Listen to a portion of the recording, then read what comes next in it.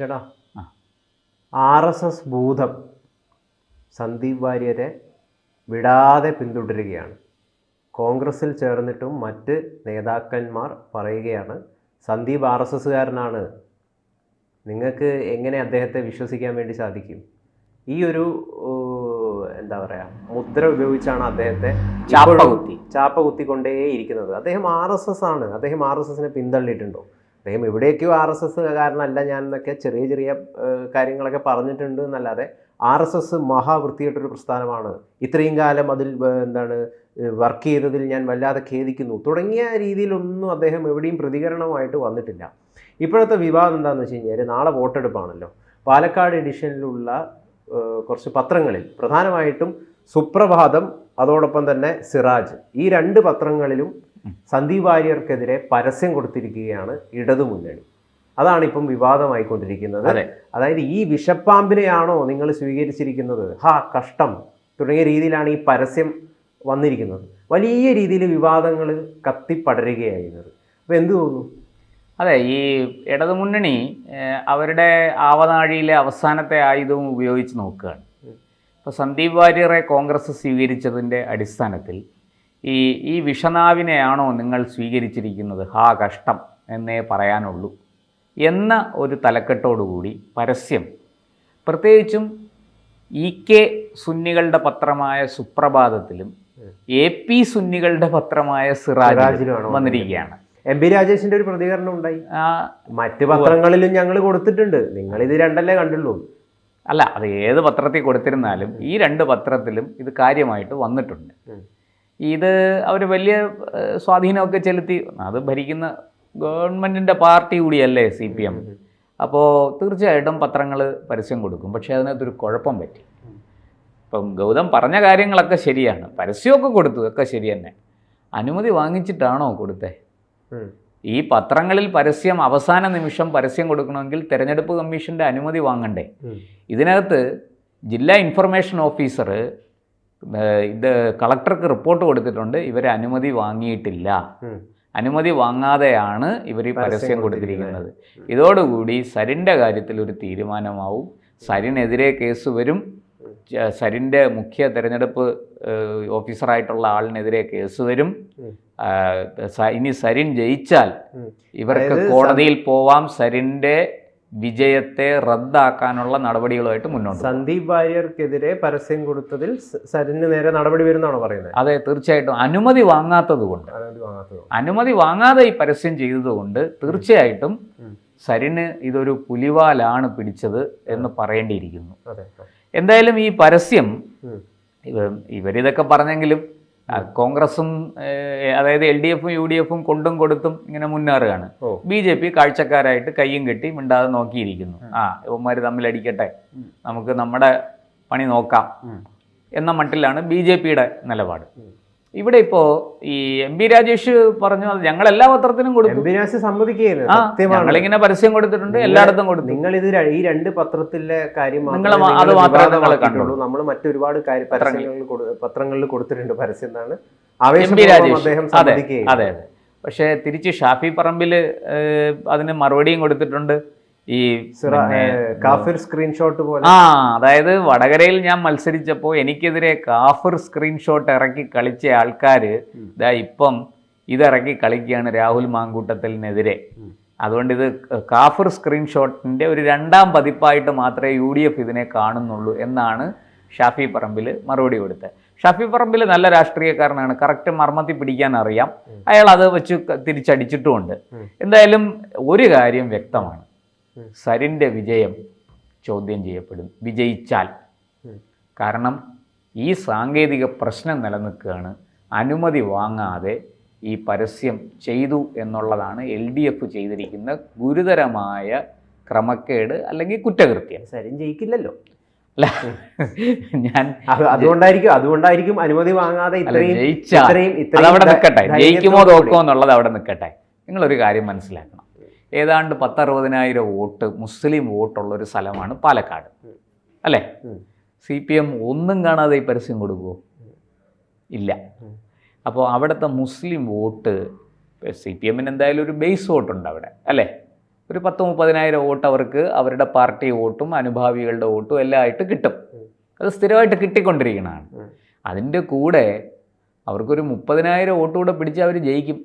കാരണം ശക്തമായ ത്രികോണ മത്സരം നടന്നാൽ ഒരു പക്ഷേ CPM ആ ഒരു ചെറിയൊരു എന്താ പറയണ്ടേ ലൂപ്പ് ഹോളിലൂടെ അവർ കയറിപ്പോയേക്കും എന്ന് ധരിച്ചിട്ടാണ് ആ മുസ്ലിം വോട്ട് ബാങ്കിനെ സ്പ്ലിറ്റ് ചെയ്ത് കോൺഗ്രസ്സുകാർ ഈ ഇന്നലെ വരെ നിങ്ങളെ ചീത്ത പറഞ്ഞുകൊണ്ട് നടന്ന പൗരത്വ ഭേദഗതി നിയമം വന്നപ്പം നിങ്ങളെല്ലാം ഇവിടുന്ന് ഓടിക്കുമെന്ന് പറഞ്ഞ സന്ദീപ് വാര്യർ എന്നൊക്കെ പറഞ്ഞ് ഉള്ളതും ഇല്ലാത്തതുമായ ഒരുപാട് കാര്യങ്ങൾ പറഞ്ഞ് പരസ്യം കൊടുത്തിരിക്കുകയാണ്.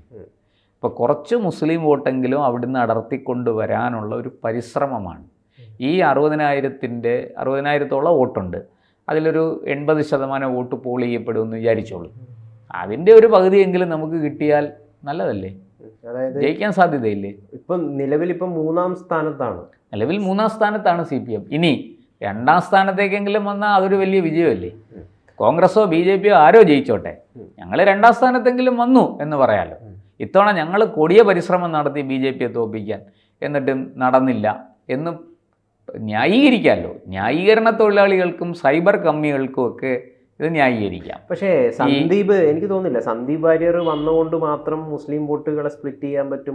ഇല്ല, അതൊക്കെ തെറ്റിദ്ധാരണയാണ്. കോൺഗ്രസിന് കുറച്ച് പേര് എന്തെങ്കിലുമൊക്കെ ചെറിയ തോതിൽ വല്ലതും നടന്നിരിക്കും. പക്ഷെ അവിടെ അവര് വിചാരിക്കുന്ന പോലെയല്ല. അവിടെ മുസ്ലിം വോട്ട് എണ്ണം പറഞ്ഞ് കോൺഗ്രസിന്റെ പെട്ടിയിൽ വീഴും.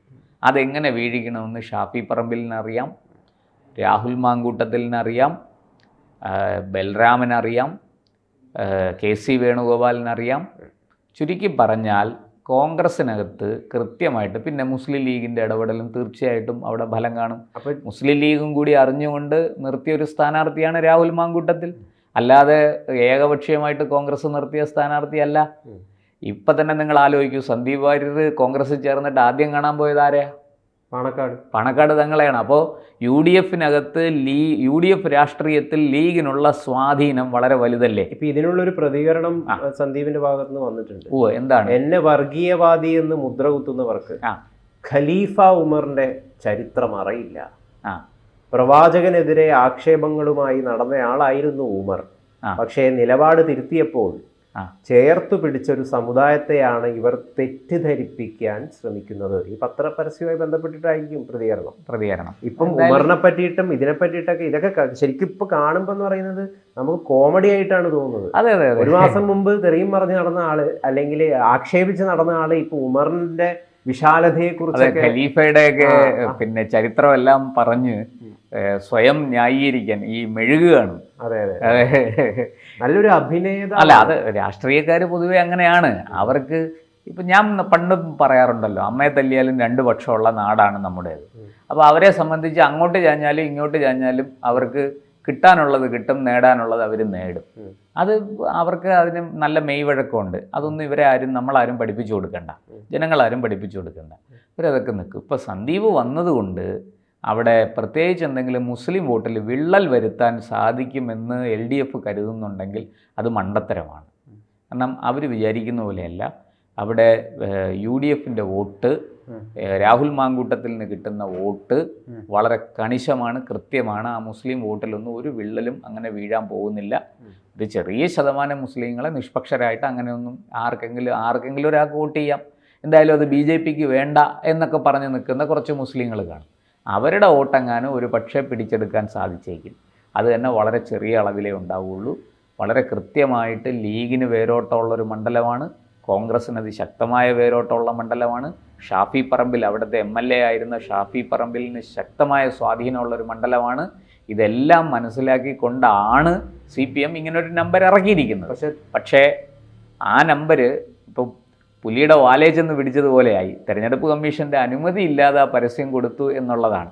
അതിൻ്റെ വിശദാംശങ്ങളും നിയമപ്രശ്നങ്ങളും എല്ലാം വരാൻ കിടക്കുന്നതേ ഉള്ളൂ. എന്തായാലും അത് UDF വലിയ പരാതിയാക്കും, BJPയും വലിയ പരാതിയാക്കും. കൃഷ്ണകുമാർ തരംഗമാവില്ല. അത് നമുക്കൊന്നും പറയാൻ പറ്റില്ല. ഇപ്പോൾ ഈ കൃഷ്ണകുമാറും രാഹുൽ മാങ്കൂട്ടത്തിലും തമ്മിലാണ് മത്സരം. അവിടെ ഇപ്പോഴും ഈ സരിൻ ചിത്രത്തിലേക്ക് കടന്നു കയറിയിട്ടില്ല. അത് ഈ LDFകാരും ഇവിടുത്തെ കുറച്ച് മാധ്യമങ്ങളും ചേർന്നുണ്ടാക്കുന്ന ഒരു ഒരു പ്രത്യേക നരേഷനാണ്, ഒരു ആഖ്യാനമാണ്. വാസ്തവത്തിൽ അങ്ങനെയല്ല. അവിടെ ഇപ്പോഴും മത്സരം രാഹുൽ മാങ്കൂട്ടത്തിലും കൃഷ്ണകുമാറും തമ്മിലാണ്. സന്ദീപ് വാര്യർ പോയതും വന്നതും ഒന്നും വിഷയമല്ല. പക്ഷേ ചേട്ടൻ മനസ്സിലാക്കിയിട്ടുണ്ടോ, ഒരു കോൺഫിഡൻസ് കൃഷ്ണകുമാറിനും അതുപോലെ തന്നെ BJP നേതൃത്വത്തിനൊക്കെ, പ്രത്യേകിച്ചും ഞാൻ പറഞ്ഞു കേട്ടെ, കെ സുരേന്ദ്രനും ഒക്കെ ഉണ്ട്. ആകാശത്ത് പറന്ന് നടക്കുന്ന അപ്പൂപ്പൻ താടികളല്ല സംഘപരിവാർ പ്രവർത്തകർ. രാഹുൽ മാങ്കൂട്ടത്തിൽ എന്ന് പറയുന്നത് സോഷ്യൽ മീഡിയയിലൂടെ കയറി വന്ന വാചകമടി കൊണ്ട് ആളുകൾക്കിടയിൽ ശ്രദ്ധേയനായ ഒരു നേതാവാണ്. സി കൃഷ്ണകുമാർ അങ്ങനെ ഒരാളല്ല. ഒരുപാട് കാലമായി പ്രവർത്തിക്കുന്നു. താഴേക്കിടയിലുള്ള ആളുകളുമായിട്ട് അദ്ദേഹത്തിന് കൗൺസിലറൊക്കെ ആയിരുന്നു, വൈസ് ചെയർമാൻ, മുനിസിപ്പാലിറ്റിയുടെ വൈസ് ചെയർമാൻ, ഒരുപാട് പാരമ്പര്യമുണ്ട്. അപ്പൊ എന്തുകൊണ്ടും യഥാർത്ഥത്തില് ജയിക്കാൻ അർഹൻ കൃഷ്ണകുമാർ തന്നെയാണ്. അല്ല, നമുക്ക് ഇവിടെ ജയം തോൽവി എന്നുള്ളതിനെ നമുക്ക് ഒന്ന് കൃത്യമായിട്ട് വിശകലനം ചെയ്യാം. ഇപ്പോൾ കോൺഗ്രസിൻ്റെ കാര്യം പറയാം. കോൺഗ്രസ് ബേസിക്കലി അവിടെ കോൺഗ്രസിൻ്റെ മണ്ഡലമാണ്. ഷാഫി പറമ്പിലിന് നല്ല സ്വാധീനമുണ്ട്. എന്താ പറയണ്ടേ, ഈ പറഞ്ഞതുപോലെ വർദ്ധിത വീര്യത്തോടെ മുസ്ലിം വോട്ടുകൾ നിൽക്കുന്നു. അത് ലീഗിന് സ്വാധീനമുണ്ട്. ഇതെല്ലാം അവിടെ കോൺഗ്രസിന് അനുകൂല ഘടകങ്ങളാണ്. ഇപ്പോൾ സന്ദീപ് വാര്യരുടെ വരക്കം കൊണ്ട്, സന്ദീപ് വാര്യർ പാർട്ടിയെയും തൻ്റെ പൂർവ്വകാല രാഷ്ട്രീയ ജീവിതത്തെയൊക്കെ തള്ളി പറഞ്ഞുകൊണ്ടാണ് വന്നിരിക്കുന്നത്. അപ്പോൾ വന്നപ്പോൾ അതും അവർക്ക് ഉയർത്തി കാണിക്കാൻ ഒരു എന്താ പറയണ്ട, സന്ദീപ് വാര്യരെ പോലെ നല്ല വാചകം അടിക്കുന്ന, നന്നായിട്ട് രാഷ്ട്രീയ എതിരാളികളെ വാക്കുകൾ കൊണ്ട് കൈകാര്യം ചെയ്യുന്ന ഒരു നേതാവ് വരുമ്പോൾ തീർച്ചയായിട്ടും അവർക്ക് അതിൻ്റെ ഒരു മെറിറ്റ് കൊടുക്കണം. ഇപ്പുറത്ത് ഇവരാരും കാണാത്തൊരു സംഗതി കൃഷ്ണകുമാറിലുണ്ട്. അത് കൃഷ്ണകുമാറിൻ്റെ വ്യക്തിപരമായ മിടുക്കല്ല, അത് RSS എന്ന സംഘടനയുടെ മിടുക്കാണ്. അവിടെ RSSന് താഴെത്തട്ടിൽ സജീവമായ പ്രവർത്തനമുള്ളൊരു സ്ഥലമാണ് പാലക്കാട്. അവർക്ക് ഏറ്റവും താഴെത്തട്ടിൽ എന്താ പറയണ്ടേ, RSS ശാഖകളാകട്ടെ മറ്റു പ്രവർത്തനങ്ങളാകട്ടെ വലിയ തോതിൽ നടന്നുകൊണ്ടിരിക്കുന്ന ഒരു മണ്ഡലമാണ് പാലക്കാട്. പാലക്കാട് നിയമസഭാ മണ്ഡലം. പാലക്കാട് ജില്ലയിൽ പൊതുവേ RSSന് നല്ല സ്വാധീനമുണ്ട്. പക്ഷേ നിൽക്കൂ, അതിനകത്ത് ഒരു കാര്യം കൂടി, ഈ സന്ദീപ് വാര്യർ പോയപ്പോൾ ഈ കൃഷ്ണകുമാറിനോട് ചെറിയ അതൃപ്തിയൊക്കെ ഉണ്ട്. നാടി ഒലഞ്ഞു വോട്ട് ചെയ്യാൻ പോണോ വേണ്ടയോ ഇങ്ങനെയൊക്കെ പറഞ്ഞൊന്ന് താളം ചവിട്ടി നിന്ന BJPക്കാരുണ്ട്, അങ്ങനെ നിന്ന BMSകാരുണ്ട്. ഇപ്പോൾ RSS തന്നെ ഇവർ ചുമ്മാ ഇങ്ങനെ തമ്മിലടിക്കുന്നതൊന്നും ശരിയാവത്തില്ല എന്നൊക്കെ പറഞ്ഞ് ഞങ്ങൾ വോട്ട് ചെയ്യണോ വേണോ, ആ ദിവസം ആകട്ടെ എന്നൊക്കെ പറഞ്ഞ് നിൽക്കുന്ന ഒരു കൂട്ടം ആൾക്കാരുണ്ടായിരുന്നു. അത് മുഴുവനും കയറി അങ്ങ് ഒരുമിച്ചു. വെറുതെ ഒരുമിക്കുകയല്ല, വളരെ ശക്തമായിട്ട് ഒരുമിച്ചു. അതൊരു സോഷ്യൽ എഞ്ചിനീയറിംഗ് ആണ്. അത് നിസ്സാര കാര്യമല്ല. ആടി ഒലഞ്ഞു നിന്ന കുറേ വോട്ടുകൾ സ്റ്റേബിളായി ഉറപ്പായിട്ടും. അതായത് നേരത്തെ ഒരുപക്ഷെ സന്ദീപ് വാര്യർ BJP തന്നെ തുടർന്നിരുന്നെങ്കിൽ അത് കിട്ടില്ല. ആ വോട്ട് ചിലപ്പോൾ പോൾ ചെയ്യപ്പെടത്തില്ല, അത് വേറൊരിടത്തും പോകുന്നില്ല. ഞാൻ അതാണ് ഇത് നേരത്തെ ഞാൻ ഈ കാര്യം പറഞ്ഞിട്ടുണ്ട്. ഇതൊരു തരത്തിലുള്ള സ്ട്രാറ്റജി ആണെങ്കിലോ, അതൊക്കെ രാഷ്ട്രീയമാണ്, നമുക്കിതൊന്നും അല്ല എന്ന് പറയാൻ പറ്റില്ല. സി കൃഷ്ണകുമാറിനെ വിജയിപ്പിക്കാൻ വേണ്ടിയിട്ട് സന്ദീപ് വാര്യർ കളിക്കുന്ന ഒരു അസൽ നാടകം, സംഘപരിവാർ തന്നെ കളിക്കുന്ന നാടകമായിരിക്കാം, നമുക്ക് പറയാൻ പറ്റില്ല. സാധ്യതയുണ്ട്, ഇല്ല എന്ന് നമ്മൾ പറയില്ല. കാരണം ഉണ്ടെന്നും നമുക്ക് പറയാൻ പറ്റില്ല. കാരണം ഇപ്പോഴും ഇതൊക്കെ വെറുതെ ഒരു ഇത് പറയുന്നതാണ്. അതായത് അദ്ദേഹം RSS വസ്ത്രം, അതിപ്പോഴും ഗണവേഷത്തിലുള്ള വസ്ത്രം ഇപ്പോഴും സോഷ്യൽ മീഡിയയിലുണ്ട്. ആ പോസ്റ്റുകളൊന്നും മാറ്റിയിട്ടില്ല, ഡിലീറ്റ് ചെയ്തിട്ടില്ല. പിന്നെ ഈ പറയുന്ന പോലുള്ള അതികഠിനമായ രൂക്ഷ വിമർശനങ്ങളൊന്നും RSSന് നേരെ സന്ദീപ് ഉയർത്തിയിട്ടുമില്ല. അല്ല, അതാ ഞാൻ പറഞ്ഞത്, അതിനകത്തൊക്കെ ഒരു രാഷ്ട്രീയമുണ്ട്. നാളെ തിരിച്ചു വരണമെങ്കിലോ സന്ദീപിന് BJP ഒരു പ്രശ്നമല്ല, പക്ഷെ RSS അങ്ങനെയല്ല. RSSനെ അതിരൂക്ഷമായിട്ട് വിമർശിക്കുകയും ചീത്ത പറയുകയൊക്കെ ചെയ്താൽ തിരിച്ചിങ്ങോട്ടുള്ള പ്രവേശനം RSSകാരും കൈകൊടുക്കില്ല. സംഘപരിവാറിൽ BJP മാത്രമല്ലല്ലോ, വിവിധ ക്ഷേത്രങ്ങൾ വേറെയുണ്ട്. BMS ഉണ്ട്, ഹിന്ദു ഐക്യവേദിയുണ്ട്, വിശ്വ ഹിന്ദു പരിഷത്തുണ്ട്, സേവാഭാരതിയുണ്ട്. ശ്രദ്ധിച്ചിട്ടുണ്ടോയെന്നറിയില്ല, ഈ സന്ദീപ് വാര്യർ ഇപ്പുറത്ത് പോയപ്പോൾ ആ ദിവസം അദ്ദേഹം ഫേസ്ബുക്കിലൊക്കെ ഏതാനും കമൻറ്റുകളൊക്കെ പോസ്റ്റ് ചെയ്തു. അതായത് ഈ രാഹുലിൻ്റെ കൂടെയൊക്കെ നിന്നിട്ടുള്ള സെൽഫിയൊക്കെ, അതിൻ്റെ ലൈക്സ് എടുത്തു നോക്കിയാൽ അതിൽ ഏതാനും പ്രൊഫൈലുകൾ സ്വയം സേവകരാണ്. ലവ് അടിച്ചിരിക്കുകയാണ്. ഞാനത് ശ്രദ്ധിച്ചു. ഒരുപാട് പേര് ആ പ്രൊഫൈൽ ഞാൻ ചെക്ക് ചെയ്യുകയും ചെയ്തു. സ്വയം സേവകരാണെന്ന് പറഞ്ഞിട്ട് പ്രൊഫൈലിൽ കൊടുത്തിരിക്കുന്ന ഒരുപാട് പേര് രാഹുൽ മാങ്കൂട്ടത്തിൽ.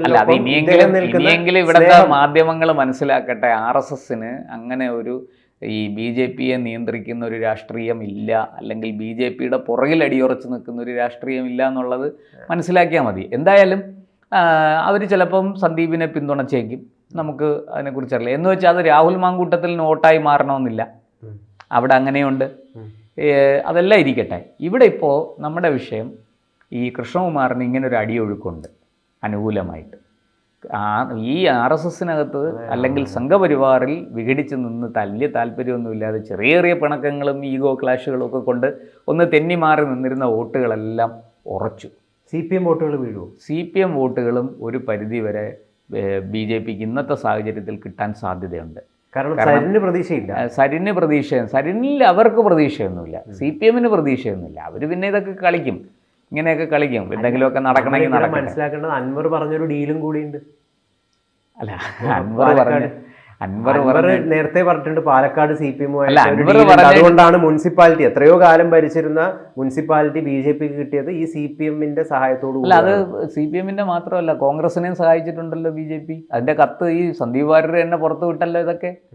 പക്ഷെ 2021 ഈ പറയുന്ന ചേട്ടനിപ്പം പറയുന്ന പോലെ ഒരുപാട് സംഘപ്രവർത്തകരൊക്കെ ഉണ്ട്. അവരൊന്നും വിചാരിച്ചിട്ട് പോലും ഈ ശ്രീധരനെ വിജയിപ്പിക്കാൻ പറ്റിയിട്ടില്ല. ചെറിയൊരു വോട്ട് ശതമാനത്തിന് തോറ്റതായിരുന്നു, പക്ഷെ വലിയ വോട്ട് കിട്ടി അദ്ദേഹത്തിന്.